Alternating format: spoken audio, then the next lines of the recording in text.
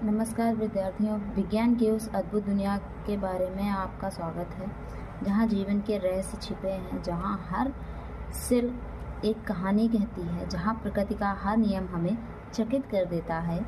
आज हम बायोलॉजी के ऐसे विषय को पढ़ेंगे जो न केवल परीक्षा के लिए महत्वपूर्ण है बल्कि हमारे जीवन की कुंजी भी है। कभी आपने सोचा है हमारा शरीर कैसे काम करता है, गुणसूत्र कैसे हमारे शरीर में कार्य करते हैं?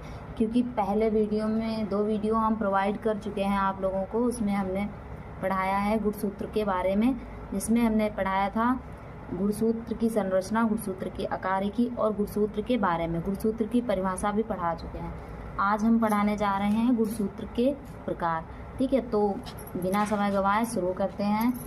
वीडियो अंत तक ज़रूर देखिएगा, पसंद आए तो लाइक सब्सक्राइब ज़रूर कर दें, कमेंट में बताएं कैसा लगा वीडियो, पूरा वीडियो ज़रूर देखना।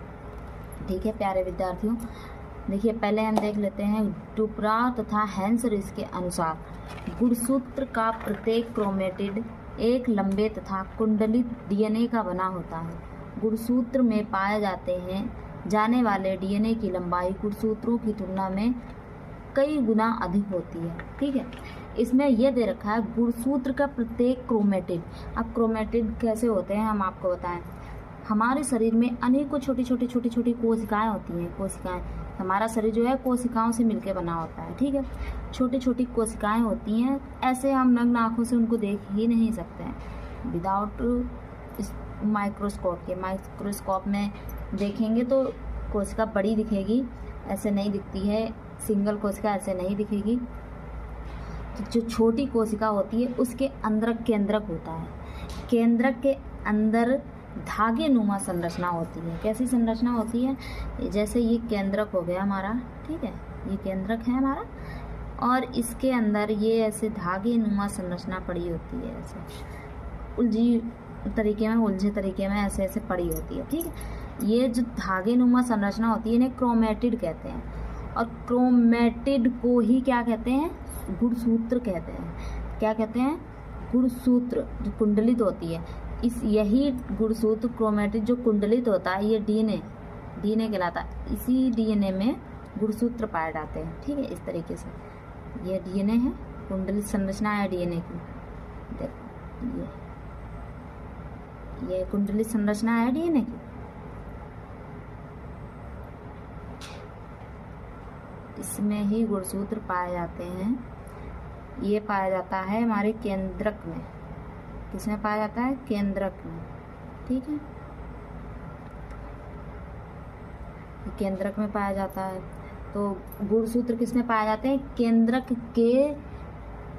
केंद्रक में जो क्रोमेटिड नामक कुंडलित संरचनाएं होती हैं उन्हें ही गुणसूत्र कहते हैं।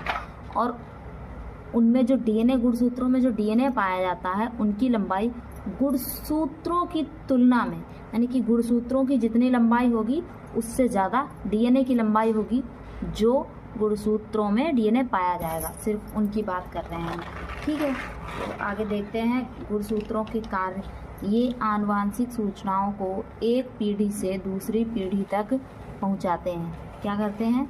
ये आनुवांशिक सूचनाओं को एक पीढ़ी से दूसरी पीढ़ी तक में संचारित करते हैं, यानी कि पहुंचाते हैं। ठीक है, दूसरा देखते हैं, ये जीवों में उत्परिवर्तन, विकास तथा विभिन्नताएं उत्पन्न करते हैं। जैसे उत्परिवर्तन, विकास तथा विभिन्नताएं कैसे?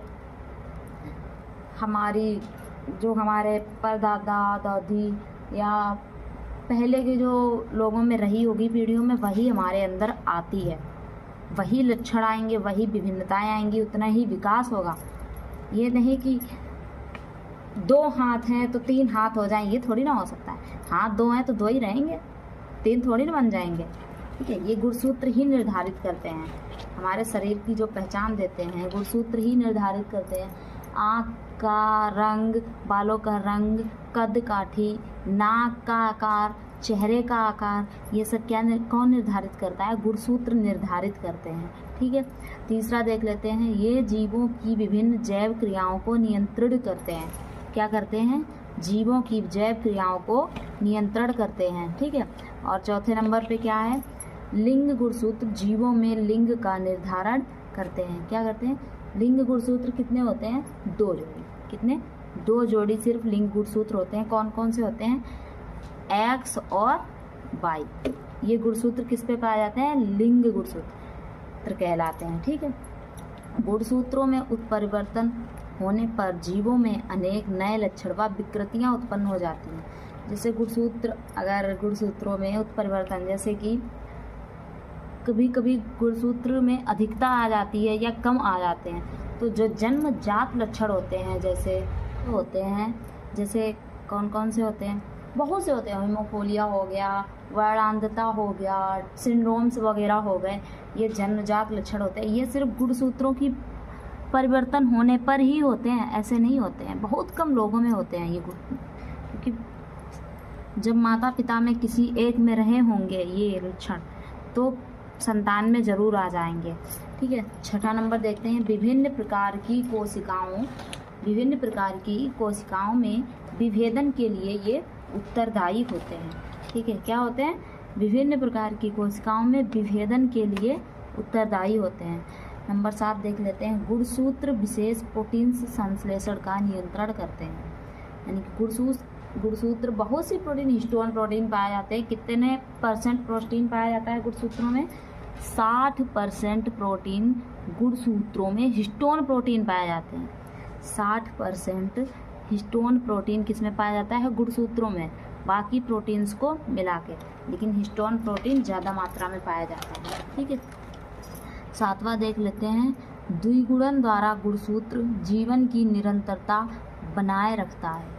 द्विगुणन द्वारा गुणसूत्र जीवन की निरंतरता बनाए रखता है। ठीक है। उम्मीद करते हैं कि आपको ये वीडियो आज का बहुत ही पसंद आया होगा। लाइक करें, सब्सक्राइब करें। चैनल पर नए हैं तो चैनल को सब्सक्राइब अवश्य कर लें, ताकि हमारे नए वीडियो तुरंत ही आप तक पहुंच सकें। ठीक है। तो आज की वीडियो इतनी ही है। आगे कल और डालेंगे नई वीडियो बना के। तब तक के लिए पढ़ते रहिए, सीखते रहिए, आगे बढ़ते रहिए। धन्यवाद।